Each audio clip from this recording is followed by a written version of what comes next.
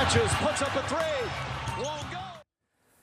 Hello, hello, bonjour et bienvenue à tous dans un nouvel épisode de l'After Hoopcast, votre rendez-vous du dimanche pour parler un peu de tout ce qui tourne autour de la NBA. À mes côtés, Georges Eddy, bonjour. Bonjour. Et Raphaël. Jérémy, excusez-moi, je confonds avec un autre Raphaël. collègue, mais j'embrasse Raphaël évidemment. Jérémy Lebescon. Elle sera contente. Eh bien, écoutez, bonjour Alain et bonjour Georges. Bonjour à tous, messieurs. Et ben justement, je suis un peu dingo. Pourquoi ? Parce qu'on va parler des dingos de la NBA. On va parler de ces joueurs dingues qui ont émaillé toute l'histoire.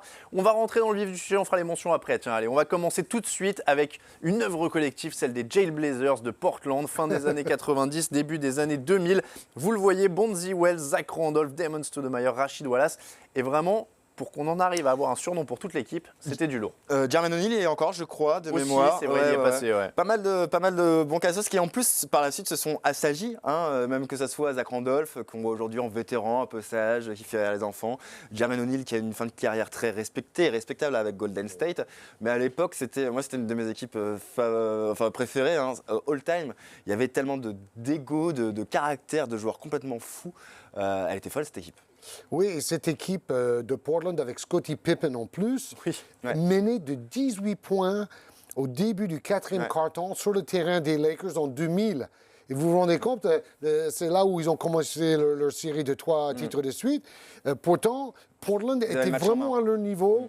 Donc, c'était une équipe avec des joueurs fous, mais avec un talent fou aussi. Et en plus, autant on les traitait de cassos si on disait, bon voilà, c'est une équipe dont le casier judiciaire dépasse celui de Charles Manson, mais ils s'entendaient bien tous entre eux. Il n'y avait pas de problème, il n'y avait pas vraiment de conflit dans les vestiaires à ce là. C'est ça le plus dingue. C'est vrai qu'ils aimaient beaucoup la fumée de réputation, mais c'est vrai qu'après ce que dit Georges, et c'est un thème qu'on va revoir peut-être. Et à l'époque, ce n'était pas interdit. Donc, il faut savoir, le cannabis, au début, n'était pas du tout contrôlé par la NBA. D'accord. Après, ils ont décidé de le contrôler un peu sous la pression du public. Sachant que c'est une tradition à Portland. Cliff Robinson était aussi un gros fumeur. Bon, après, d'ailleurs, dans l'Oregon, maintenant, c'est légalisé. Aussi. Après, ce que j'allais dire, ce que disait Georges, c'était une équipe ultra talentueuse et c'est presque un point commun. C'est souvent des fous géniaux qu'on a dans ce classement. C'est beaucoup de joueurs très talentueux, beaucoup de joueurs qu'on fait quand même, qui avaient des choses à faire sur le terrain. Et le suivant, c'est justement un joueur qui est allé en finale NBA avec les Knicks, c'est Latrell Sprewell.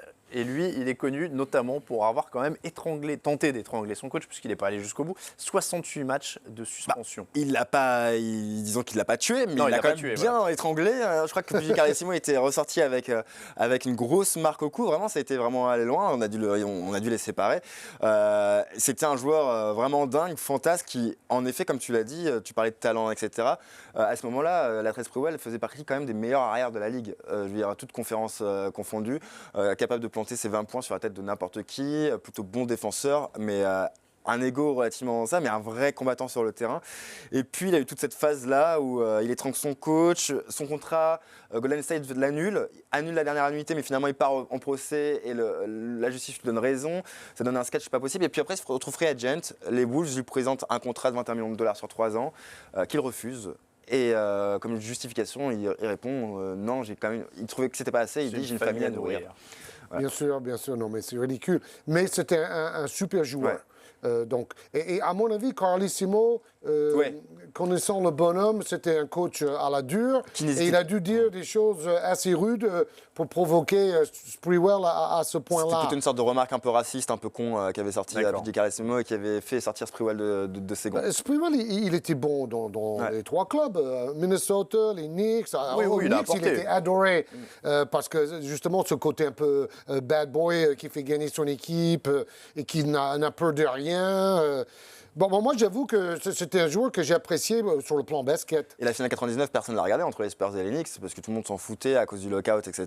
C'est toujours le titre avec Astérix selon Phil Jackson. Mais cette équipe des Knicks avec Larry Johnson et Sprewell aussi, elle était formidable. Allen Houston. Paix à ses genoux. Numéro 3, Gilbert Arenas. Et là, on a...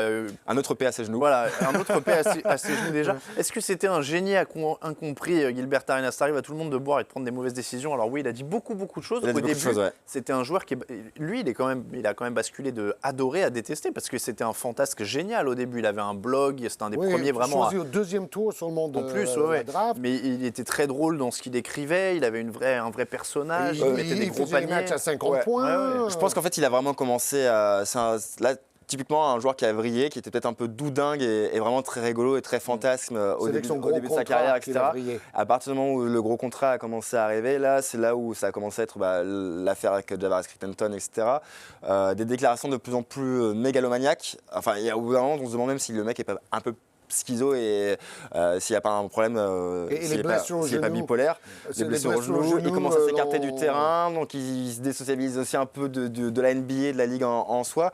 Et quand même, malgré tout, à la fin, là, ça a été des posts Instagram où il parlait des nanas, où il parlait de femmes, etc. Un truc qui était quand même vraiment graveleux, complètement dégueulasse, même, on peut le dire.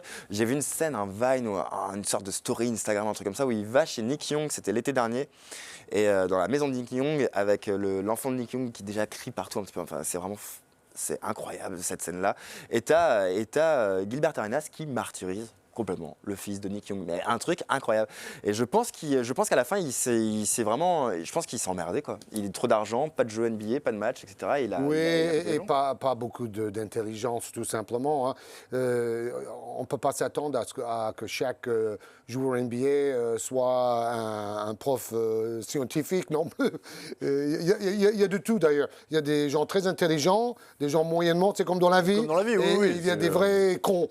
Et très honnêtement, Arenas, qui pouvait être brillant sur un terrain quand il avait la pleine possession de ses moyens, il m'a beaucoup déçu avec son comportement, cette histoire des revolvers dans les vestiaires. Ça a tué pendant des années cette équipe de Washington. Ça a détruit ce qu'ils avaient. Hein. Et puis ça a contribué à détruire Javaris Crittenton, qui maintenant est aujourd'hui d'ailleurs en prison, toujours pour une affaire d'armes, etc. D'ailleurs, un truc pas cool qu'avait fait Gilbert Arenas, parce qu'on lui avait, un journaliste lui avait remémoré le nom de Javaris Crittenton. C'était récemment, cette année. Et Gilbert Arenas a répondu, je vois pas de qui vous parlez. Et pour moi, c'est une sorte de geste pas très classieux de la part d'un. Et ça lui est arrivé trop souvent.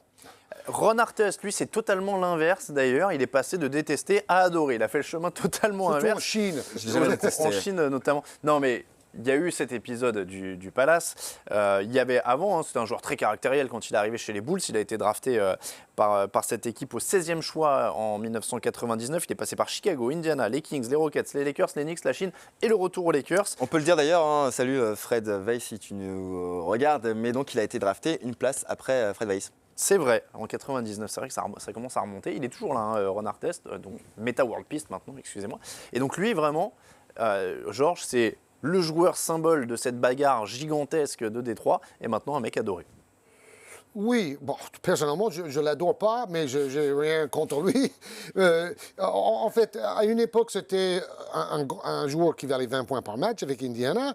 Après, il est devenu plus un spécialiste de la défense et du jeu rugueux. C'est-à-dire, aux Lakers, il apportait un peu de niaque quand il fallait. Il a quand même eu plein d'épisodes folkloriques, changé son nom. Il a fait des choses très charitables aussi. Ouais, voilà. Donc, c'est un enfant. C'est un grand enfant. Mais par contre, je ne serais pas du tout aussi dur avec lui qu'avec un Gilbert Arenas, par exemple. Pour moi, c'est un joueur qui revient de loin. Je crois qu'il a quand même une enfance relativement pourrie, etc. Ça fait partie pour moi des plutôt beaux contes de fées de la Ligue. Après, il y a cet épisode, on n'est pas d'accord sur cet épisode de la bagarre avec Ron Artest, où je dirais pas que je cautionne ce qu'il a fait, mais disons que je lui donne plus de circonstances atténuantes et que c'était un peu le bouc émissaire de cette affaire. Ça c'est vrai. Mais en plus, je veux dire, au début de sa carrière en NBA, quand il arrive, il a continué à avoir des petits jobs à temps partiel, etc., à aider la communauté locale. Toujours, il voulait garder une sorte vraiment de pied dans la réalité. Pour moi, c'est un joueur qui est vraiment généreux, qui a sa petite folie à lui. Je dis pas que c'est le plus futé de tous les joueurs. Quand tu dis qu'on n'est pas d'accord sur la bagarre, je lui mets pas tout sur le dos non plus. Mais l'image et le symbole d'un joueur tanké comme lui en plus, parce que c'est quand même pas le dernier venu, qui monte dans les tribunes pour cogner sur un mec, forcément c'était ravageur pour la NBA. Oui, c'était ravageur à l'extérieur, voilà, c'était courageux. Hein. C'est ça, pour un mec comme David Stern, etc. Après, c'est un peu ce qu'on dit depuis le début. Mais c'était un tournant dans l'histoire de la NBA. Bien sûr, et un tournant positif, parce qu'après, ils ont nettoyé plein de choses qui étaient un peu borderline.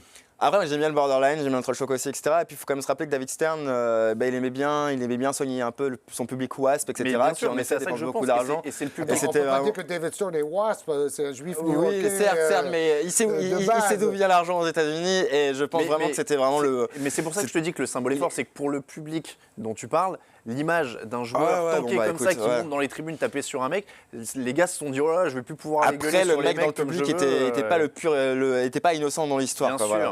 Enfin bref, passons. Mais après, je suis d'accord sur le fait que c'est un mec qui a un vrai bon fond et je trouve génial tout ce qu'il a fait de parler sur les maladies mentales, qui est un sujet dont personne n'ose parler parce que c'est un tabou terrible, alors que c'est quelque chose dont il faut parler. Et je trouvais ça génial qu'il remercie sa psy après le titre des Lakers. C'était un épisode assez génial. Et aujourd'hui, tu le dis, il a un vrai bon fond, c'est un vrai bon gars qui veut faire des choses, qui s'engage. À tel point que les Lakers le gardent et ont hésité à en faire soit un assistant coach, soit le 15e homme. Finalement, il reste quand même dans l'effectif. Et voilà, mais c'est pour dire que c'est vraiment un joueur méritant. Mais après, c'est vrai qu'il a des punchlines, des trucs incroyables. Il a eu des phrases incroyables. Mais j'ai vraiment une affection particulière pour ce joueur. C'est vrai. Et on termine avec le meilleur d'entre tous. Évidemment, non, il ne s'agit pas de l'autre meilleur d'entre tous. Il s'agit de Dennis Rodman. Il s'agit de celui qui n'a rien à voir avec le meilleur d'entre tous de Chirac. J'aurais bien aimé qu'il pose comme ça, le meilleur d'entre tous pour la primaire.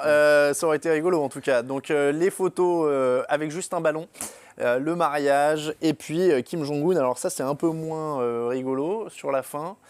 Mais c'est tout le personnage, c'est toutes les contradictions de Dennis Rodman sur les 3 photos quasiment. En termes d'histoire, etc., un peu la même chose que Ron Artest, un milieu vraiment défavorisé, en plein fin fond de l'Arkansas, etc., orphelin. Il a grandi dans une ferme de substitution. Et voilà, après, c'est quand même un joueur qui venait de Division 3 de mémoire et qui a réussi à faire sa petite carrière. Et qui avait sa petite carrière. Sa grosse carrière, mais exceptionnelle. Gosse, c'était mon joueur préféré, je le dis, etc. Avec Tony Kukoc, j'étais très bulls à ce moment-là. Et j'avais son maillot, un des meilleurs défenseurs de l'histoire de la Ligue. Je ne sais pas si on a fait vraiment beaucoup à chaque fois mieux, et meilleur rebondeur. Alors qu'il faisait 1m80, officiellement 18, 19, 17, on ne sait pas trop. Peut-être même plutôt 1m95. Mais voilà, et son excentricité que David Stern n'aimait déjà d'ailleurs pas beaucoup à l'époque. Un coup de pied à un caméraman, il faut s'en rappeler.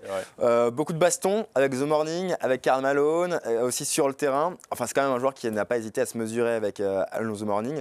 Et malgré tout, Michael Jordan, le prend dans son équipe. Ils peuvent peut-être pas se blairer sur le terrain, en dehors du terrain, mais sur le terrain, c'est le coéquipier modèle, que ce soit pour les Détroits, les Spurs. Ils avaient besoin de lui. Je partage toute l'admiration de Jérémy pour Dennis Rodman, qui est un joueur que j'adore aussi. Sa biographie d'ailleurs est passionnante si vous avez l'occasion de la lire.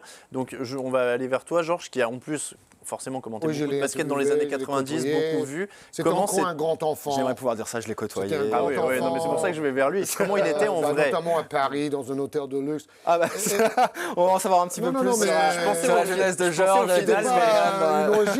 Je pense que c'est une interview. Non, mais en tant que joueur extraordinaire, le genre de joueur, il vaut mieux l'avoir dans ton équipe que contre toi. Parce qu'il fait toutes les petites choses, les écrans, les rebonds, la défense, plonger sur les ballons, faire peur à l'adversaire. En fait, Draymond Green, c'est un peu le Dennis Rodman d'aujourd'hui. C'est pas exactement le même style de joueur, mais par rapport à son comportement vis-à-vis du groupe, son exigence et surtout cette envie de faire les petites choses, le sale boulot qui permet à une équipe de devenir grande. Et c'est pour ça que Jordan savait qu'il avait besoin de Dennis Rodman. C'était un peu le contraire de Kukoc, qui était très doué, mais un peu mou. Et donc, avec tout ce beau monde, ça faisait une des meilleures équipes, sinon la meilleure équipe de l'histoire, pour les 3 titres 96, 17, 18. Bon. Après son passage en Corée du Nord, honnêtement, alors on oublie aussi son passage aux Lakers, son passage aux Mavericks aussi, qui là deviennent un peu vraiment indispensables. Son passage en Finlande aussi, de mémoire, où il a été faire quelques piges. Voilà. Bon, son passage vraiment en Corée du Nord, c'est vraiment inadmissible. Comme Pippen. Enfin, inadmissible. Bon, en tout cas, moi, bref, je préfère passer dessus. C'est pas ce qu'il a fait le plus inspiré, en effet. Mais j'ai quand même aussi en mémoire son discours au Hall of Fame, qui est vraiment incroyable et émouvant, et c'est là où je dis que ça fait aussi partie de ces belles histoires là où t'as vraiment des mômes qui sortent du fin fond de la merde et puis qui arrivent à faire rêver finalement plus tard des millions de spectateurs. Il en fait partie et après, en plus pas en tant qu'attaquant, en tant que défenseur. Il était le copain de Madonna qui était la plus grande star mondiale de la chanson, qui en plus courait après Dennis plus que Dennis courait après elle. C'est vrai. Non, mais c'est plus que hollywoodien, c'est stratosphérique son histoire en fait. Après moi sur la photo qui est derrière Georges, ce qui me choque, c'est pas du tout le maquillage, c'est plutôt les piercings. J'aurais tellement peur de jouer avec, de se faire arracher une narine, ça doit être tellement dangereux. Je pense que ça contribue aussi à faire peur à l'adversaire, malgré tout, etc. Mais ça plaît aux dictateurs. C'est vrai. Ce que je voulais dire aussi, c'est que un peu comme Ben Wallace, mais un degré moins peut-être pour Ben Wallace, mais qui part et aussi a une vie très, très compliquée. Je pense que Dennis Rodman, on parle toujours des superstars, on dit toujours que les superstars sont des attaquants. Dennis Rodman, pour moi, est peut-être la superstar défensive de l'histoire en NBA, et autant pour le côté extra-sportif que sportif. Mais voilà, c'est tout ça, et c'est avant tout grâce à la défense. Il faisait gagner tout simplement. Messieurs, on va conclure parce qu'on a déjà fait long. Il y a tellement de choses à dire sur ces joueurs qui ont une vraie aussi cote d'amour. En tout cas, certains sont très attachants, on l'a vu. Quelques petites mentions quand même. Stephen Jackson, partenaire de Ron Artest, notamment pendant la bagarre, et qui a fait beaucoup de choses. Je suis désolé, Jérémy, il faut qu'on aille vite. Vas-y. Je ne vais pas pouvoir laisser tout. Ricky Davis, qui est brièvement passé en France, et je vous l'ai pris pour cette déclaration magnifique qui disait, au moment de la draft de LeBron James, il a dit « Je pensais que LeBron James allait juste être un atout de plus pour m'aider à scorer. » On a Vernon Maxwell, surnommé Mad Max, voilà, pas pour rien, qui a sorti un flingue sur quelqu'un qui lui a coupé la route une fois en voiture, et puis qui a insulté des supporters, qui a fait pas mal de choses comme ça. Calvin Murphy, dont on a parlé, le petit Hall of Famer, impliqué dans 17 bagarres, qui a aussi eu 14 enfants avec 9 femmes différentes. Donc qui était, et même d'autres histoires glauques. Voilà, bon, il y a eu beaucoup de choses. Stéphane Marbury, qu'on aurait pu citer aussi. La Vaseline, la comédie musicale chinoise. La comédie musicale qu'on vous conseille, hein, si vous pouvez la trouver sur Internet. Voilà, et beaucoup d'autres joueurs qui sont également très attachants. On pourra faire un volume 2, je pense. Ce folklore fait partie aussi du sport pro, de l'histoire de la NBA. Et je pense que si on regardait même dans les années 50, 60, 70, surtout les années 70, avec le sex, drug, rock'n'roll et tout ça, le début du hip-hop plus tard, il devait y avoir des sacrés trucs à raconter. Voilà donc pour ce premier set after, en tout cas sur les joueurs les plus dingues de l'histoire de la NBA. Je dis ça parce qu'on pourrait presque en faire un volume 2. Merci beaucoup messieurs, on vous dit à bientôt pour un prochain Hoopcast. Ciao, ciao.